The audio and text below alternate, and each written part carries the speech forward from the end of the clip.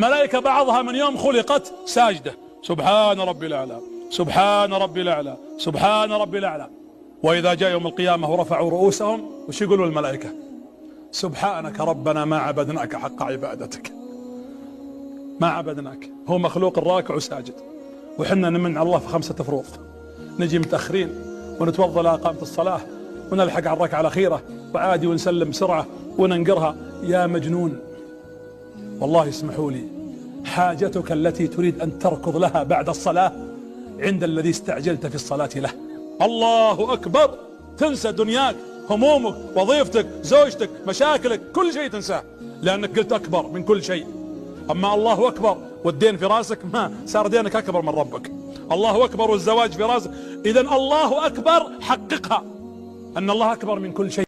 أنصح نفسي والمشاهدين، أي معصية تفعلها شرع لك